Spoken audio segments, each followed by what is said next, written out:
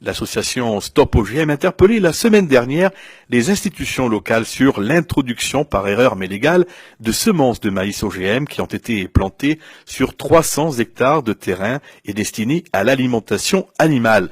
Autre problématique, le pesticide conçu pour être associé à ce maïs muté est interdit à l'import dans le pays. Depuis, l'association Stop OGM ne se satisfait pas des mesures prises par les autorités. Elle demande l'accélération de la réforme réglementaire. Alors, retour sur ce dossier avec Alex Bargiban, vice-président de l'association Stop OGM, au micro d'Olivier Surgeon. Avec Alex Bargiban, le vice-président de l'association Stop OGM. Bonjour Alex. Bonjour.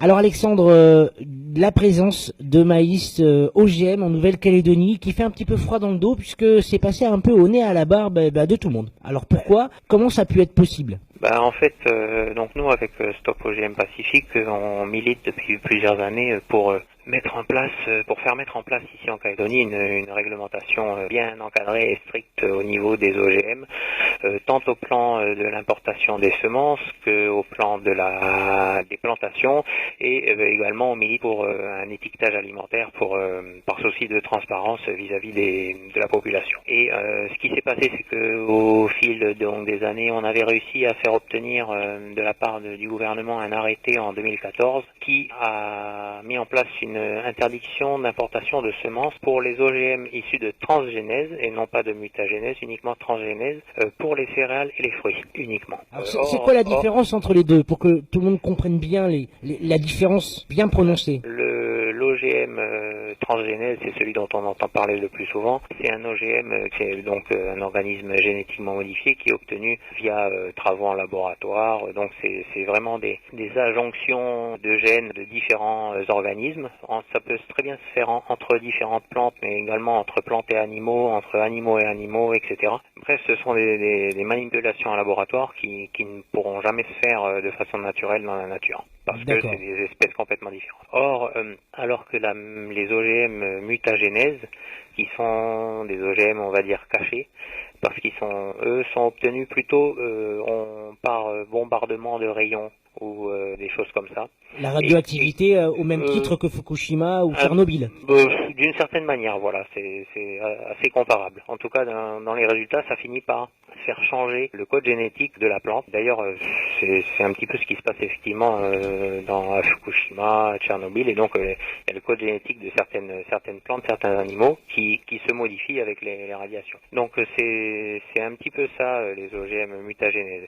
Et donc l'arrêté qui avait été mis en place ici ne concernait que les OGM issus de transgénèse, et là ce qui a été importé, donc on l'a appris que c'était apparemment involontaire, c'est des semences de maïs d'OGM issues de mutagénèse qui viennent d'Australie. Donc c'est un petit peu pour ça que c'est passé à travers les trous de la raquette, et donc c'est suite au fait qu'on ait appris ça qu'on a décidé de prendre les devants et de monter au créneau. De monter au créneau et de lancer l'alerte. Donc visiblement ça c'est suivi d'effet, parce que ça fait beaucoup bouger au niveau des autorités, donc on est très content et on espère que ça va être vraiment suivi d'effet au niveau législatif, avec un encadrement beaucoup plus strict au niveau de l'importation des OGM, de la culture des OGM, et on espère également au niveau de l'étiquetage alimentaire. Alors très rapidement, pour conclure, Alex, est-ce qu'il y a un risque pour la population? Est-ce qu'il y a un risque de contamination des autres parcelles saines qui pourraient être autour? Qu'est-ce qu'on risque aujourd'hui avec ces parcelles d'OGM finalement qui sont arrivées? Il y a un double souci avec les OGM, c'est que d'une part,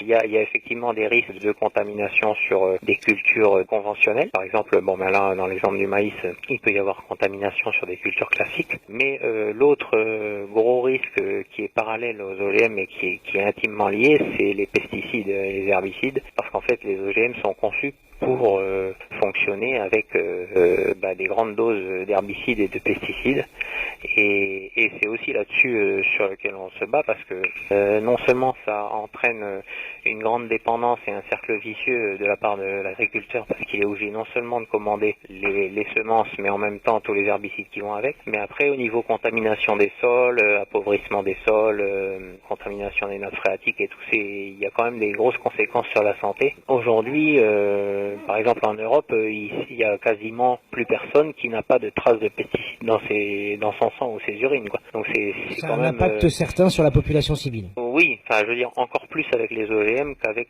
les cultures traditionnelles qui en utilisent déjà, quoi. Mais avec les OGM, les doses sont encore plus massives. Très bien, merci en tous les cas Alex Bargiband d'avoir répondu à nos questions. Je rappelle que vous êtes le vice-président de l'association Stop OGM et que vous militez donc pour la réglementation et l'arrêt d'importation de céréales et de fruits et légumes génétiquement modifiés. Merci Alex. Merci, bonne journée à vous.